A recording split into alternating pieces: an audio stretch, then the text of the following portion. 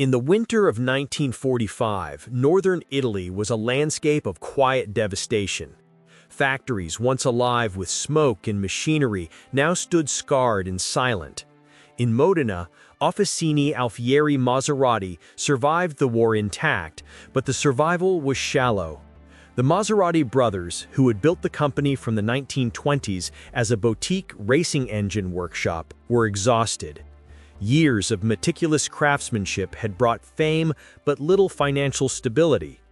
When industrialist Adolfo Orsi acquired the company in 1937, he had injected capital and organization, leaving the brothers to their engineering passions, while he provided the structure for expansion. Post-war, Maserati returned to life slowly. Italy's economy was fragile, and motorsport resources were scarce. Yet competition loomed. Alfa Romeo, funded by the state, had rebuilt quickly.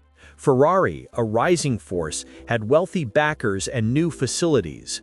Maserati, small and lean, faced the dilemma of survival versus ambition. Orsi believed that racing was more than sport, it was the lifeline of the company. A competitive car on the track could generate prestige, attract clients, and justify investment in production. By 1953, the company had shifted from its founder's intimate workshop culture to a modern engineering environment, led by a young but exceptionally capable engineer, Giulio Alfieri. He joined Maserati with a clear understanding. Racing success now demanded industrial discipline as much as inspiration.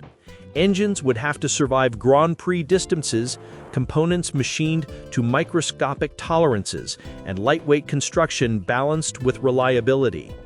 Alfieri possessed both theoretical brilliance and hands-on intuition, making him indispensable in a company with limited resources and maximum ambition.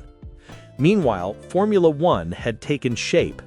The Fédération Internationale de l'Automobile had inaugurated the World Championship in 1950, formalizing a series of races that demanded both technological prowess and financial endurance.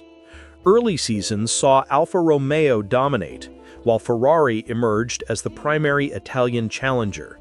Maserati entered cautiously, often relying on updated pre-war designs, but the new decade required innovation, not adaptation. A clean sheet design was essential, a car and engine that could compete at the highest level and validate Maserati's industrial ambitions. Late in 1952, Orsi authorized a new Formula One program. The cost was immense, but without it, Maserati risked irrelevance. Alfieri and a small team were tasked with designing a lightweight, high-revving engine capable of powering a car that could challenge Ferrari and Alfa Romeo. Early prototypes suffered catastrophic failures. Crankshafts fractured under vibration, pistons cracked under thermal load, oil systems cavitated at high RPMs. Each setback, however, provided insight. Material choices were refined, bearing alloys tested, cooling passages reshaped. By early 1954, a new car emerged from the workshop.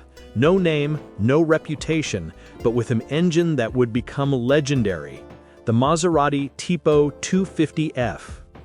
The Tipo 250F was conceived as a high-performance, lightweight, 2.5-liter engine designed to rev aggressively and survive the stresses of competitive racing. In theory, it was simple: a straight-six engine optimized for balance, power, and serviceability.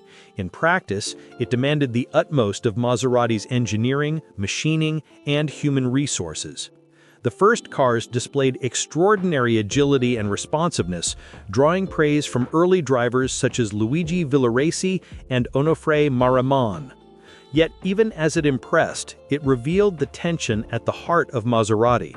The better the engine performed, the more it consumed the company's resources. Juan Manuel Fangio joined Maserati. Even before he officially raced, Fangio could sense the Tipo 250F's potential and its fragility. His understanding of machinery was unparalleled. He could detect bearing wear through vibrations, anticipate oil pressure drops, and feel thermal stresses through the seat of his pants. His arrival signaled hope, but also intensified the stakes. Maserati now had a driver who could push the car to its limits, ensuring victories, but also accelerating the mechanical and financial strain that would follow. Fangio's brief initial stint highlighted the paradox of the Tipo 250F. While competitive, it required constant rebuilding. Engines that survived one weekend often returned with bearing scoring, piston damage, and valve stress. Workshop hours multiplied, labor costs soared, materials had to be reused, alloys tested repeatedly, and every machine in the Modena facility was pushed to its absolute capacity. Maserati's racing success was a financial and operational gamble, and every victory increased the pressure on a company already stretched thin. By 1955, Maserati had committed fully to Formula One. The Tipo 250F had become more than a car, it was the identity of the team. Alfieri and his engineers worked ceaselessly to refine the engine, strengthen the chassis, and improve handling. But each improvement demanded more labor, more materials, and more time. Engines were rebuilt after every few races, sometimes after a single weekend. The straight-six engine was approaching the limits of what its design could endure, and every attempt to push power further introduced new points of failure. The competition did not wait. Ferrari released new V8 engines and experimental designs, while Mercedes-Benz, preparing for a return to racing, could leverage industrial strength Maserati could not match. Privateer teams purchased 250Fs and required spare parts, upgrades, and technical guidance, further stretching Maserati's workshops.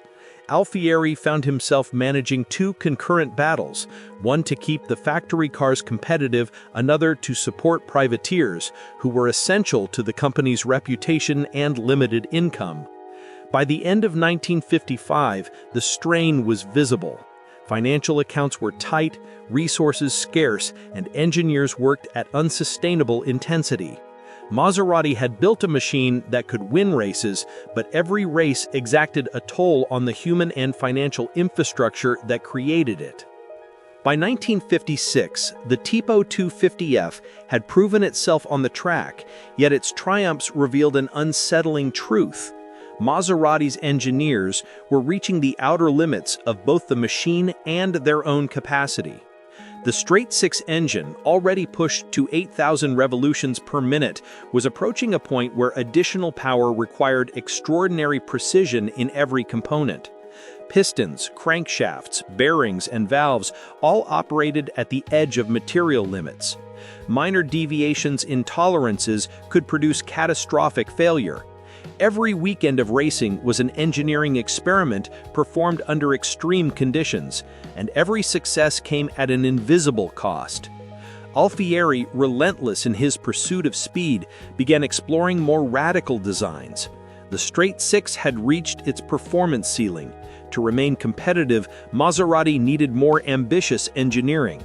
The V12 concept emerged, a compact, high-revving engine designed to deliver power figures beyond what the 2.5-liter straight-six could produce. On paper, it promised a competitive edge. In practice, it demanded resources Maserati could scarcely provide. 12 cylinders meant more pistons, rods, bearings, and valves, each requiring perfect machining. Materials had to resist higher thermal and mechanical stress, and assembly demanded meticulous craftsmanship. One error could ruin the engine, one miscalculation could destroy months of work. The prototype V12 roared on the test bench. At 10,000 RPM, its exhaust note was a continuous scream. At 12,000 RPM, vibrations rattled the workshop. Power output climbed to over 320 horsepower, an extraordinary figure for a 2.5-liter engine in the mid-1950s. But every solution introduced new problems. Connecting rods bent under extreme load, oil foamed at high RPMs, and harmonic frequencies emerged unpredictably. Each revision consumed labor, time, and money. The engine was brilliant, but it was also a financial sinkhole. The strain on Maserati's workshops intensified. Mechanics worked from dawn until well past dusk. Engines were stripped and rebuilt at a pace no team of Maserati size could sustain. Customer cars, essential to the company's reputation and income, demanded spare parts, technical support, and periodic rebuilds, creating a feedback loop of constant labor.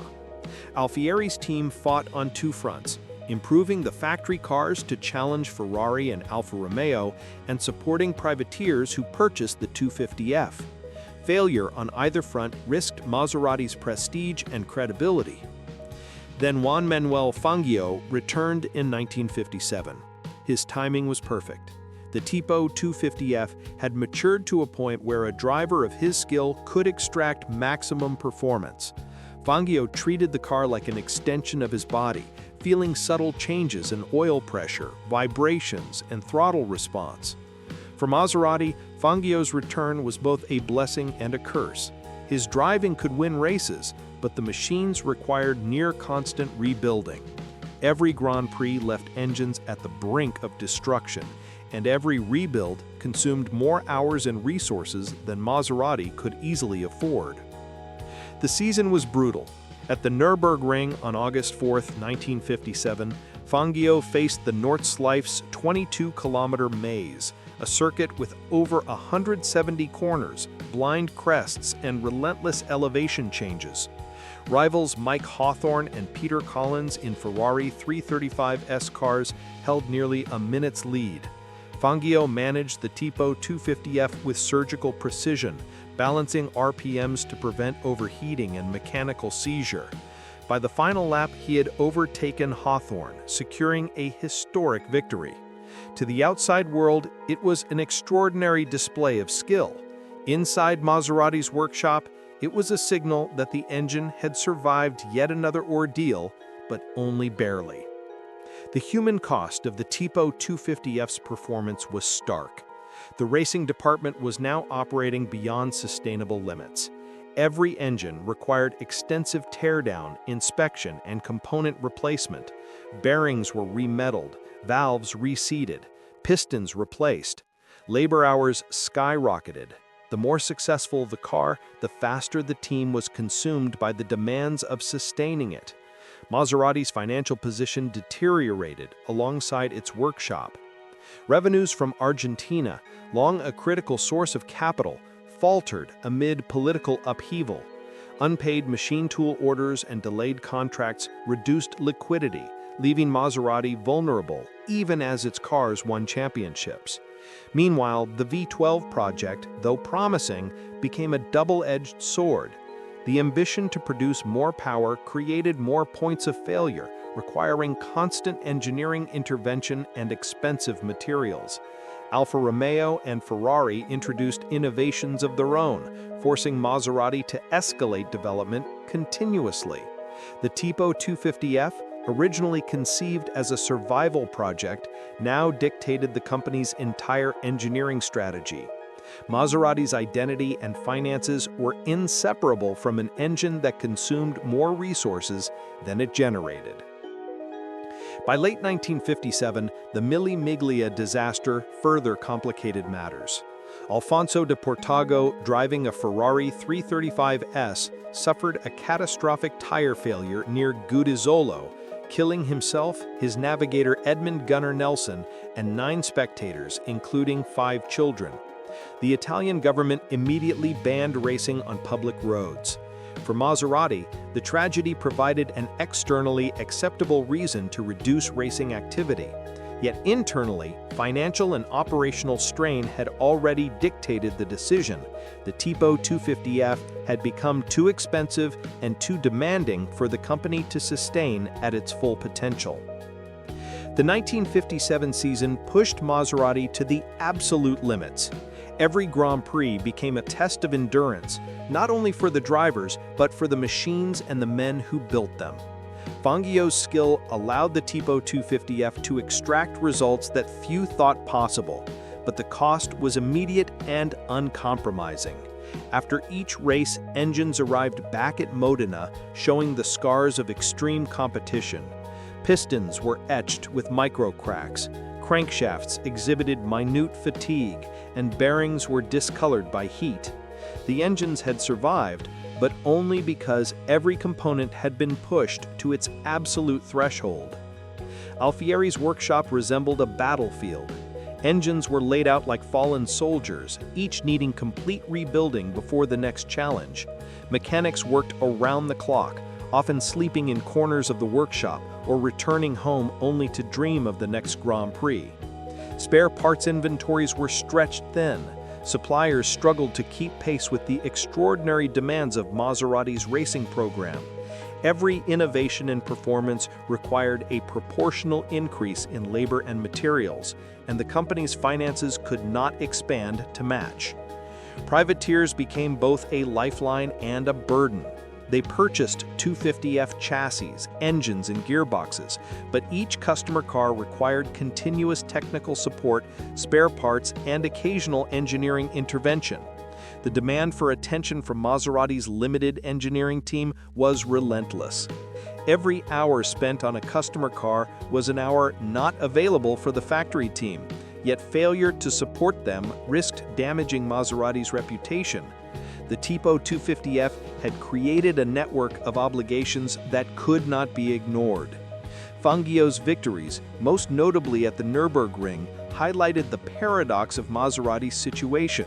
The same engine that won races now demanded unprecedented investment. A single weekend's triumph required hundreds of labor hours to restore the engine to race-ready condition. Every rebuild consumed materials and manpower at a rate that outpaced the company's budget. Maserati's finances, already strained by fluctuating international orders and unpaid machine tool contracts, could not sustain this pace indefinitely. The decision to develop a V12 compounded the problem. While it promised higher performance, it also required a level of precision and resources Maserati could barely provide. The engine's complexity increased the likelihood of failures, yet not pursuing it meant falling behind Ferrari, Alfa Romeo, and the emerging British teams. Alfieri and his engineers were trapped in a cycle: push performance to remain competitive or risk obsolescence, even if each step endangered the factory's survival. By the autumn of 1957, Maserati faced a harsh reality. The racing program, initially intended to secure the company's reputation and market position, had become a drain on every possible resource. Engines had to be rebuilt constantly. Customer cars demanded attention, and every innovation increased labor and materials costs. Success on the track no longer equated to financial stability. Instead, it amplified the company's vulnerability. Then came the external pressures. Argentina's political turmoil delayed payments for machine tool orders, while Spain's unstable economy created additional uncertainty. The Orsi family, despite their industrial acumen, could not cover the financial gap without jeopardizing other parts of their business empire. Maserati's workshops had become a paradoxical machine, capable of producing engineering miracles, yet incapable of sustaining their operation financially. The Mille Miglia disaster earlier that year provided a convenient pretext to reduce exposure. Alfonso de Portago's fatal crash and the resulting ban on racing on public roads allowed Maserati to withdraw without admitting failure. But the underlying problem remained. The Tipo 250F, the engine and chassis that had brought fame and championships, had also brought the company to the brink of collapse. By the end of 1957, Maserati quietly retired its factory 250Fs. No fanfare, no press announcements, simply a reallocation of resources toward road car development. Engines were removed, workshops repurposed, and engineers shifted to projects like the 3500 GT. The Tipo 250F continued to race in the hands of privateers, maintaining the brand's presence, but the factory team, the heart of Maserati's engineering prowess, was gone. The paradox of the Tipo 250F was clear. It was a car designed to save Maserati that nearly destroyed it.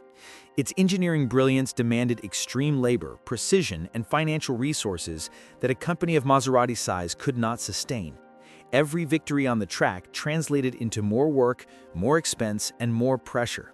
The engine had won races, secured championships, and cemented the company's legacy, but it had also consumed the very people and capital that created it. The human cost was equally significant. Engineers, mechanics, and support staff had endured relentless schedules, sleepless nights, and unending pressure. Their expertise and dedication had made the 250F competitive, yet the strain nearly broke the team. Alfieri, while celebrated for his genius, bore the weight of decisions that put both machines and people at risk. The story of the Tipo 250F became as much about human endurance as mechanical achievement. In the years that followed, Maserati shifted its focus. The lessons of the Tipo 250F informed the design of road cars, emphasizing reliability, profitability, and sustainability over extreme performance. The company retained its engineering brilliance, but the unrelenting pressures of factory racing were tempered by financial reality. Alfieri himself moved on to further projects, eventually working with Lamborghini, but the legacy of the Tipo 250F remained, a machine that achieved greatness at a cost few could endure. By 1958, Maserati's factory racing program was effectively over. The workshops that had once hummed with relentless energy now shifted toward road cars, primarily the 3500 GT and its derivatives. The Tipo 250F, which had been the company's apex of engineering ingenuity, continued to race, but only in the hands of privateers. It remained competitive for a few more seasons, yet the factory team that had nurtured it, rebuilt it, and optimized it for world championships was gone. The consequences of the Tipo 250F program were starkly visible in Maserati's accounts. Each engine, particularly the V12 prototypes, had demanded hundreds of labor hours, rare alloys, and components machined to microscopic tolerances. Maintenance and rebuilds for customer cars consumed further resources, creating a feedback loop where success on the track increasingly undermined financial stability. Every championship point scored by Fangio and his contemporaries was paid for in exhausted labor, depleted capital, and overextended industrial capacity. Privateers bought the remaining 250Fs eagerly. Drivers appreciated the balance, handling, and predictability of Alfieri's designs. Yet every request for spare parts, technical advice, or engine tuning placed additional stress on the Modena workshops.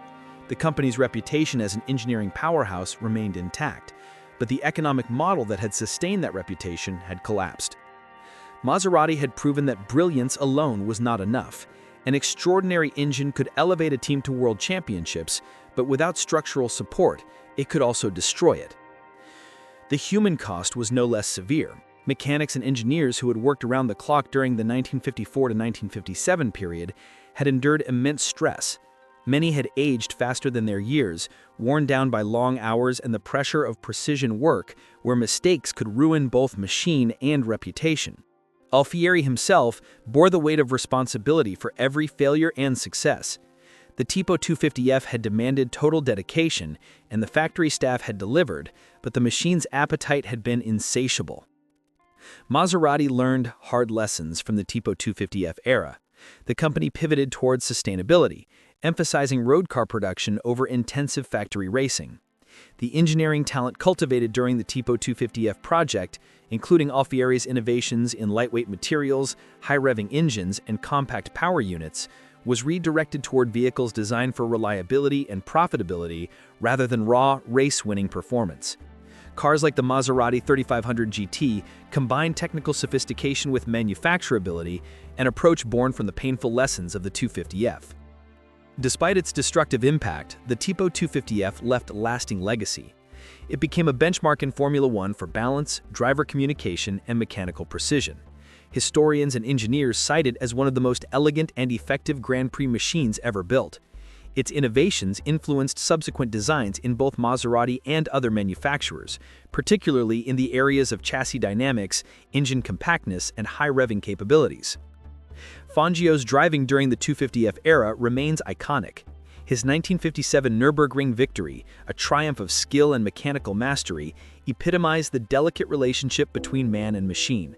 He understood that every gear shift, throttle modulation, and lap time was not just a pursuit for victory, but a careful negotiation with an engine stretched to its limits. Each race underscored the paradox of the 250F, a car that could achieve brilliance only by risking everything behind the scenes. The financial and operational lessons extended beyond Maserati.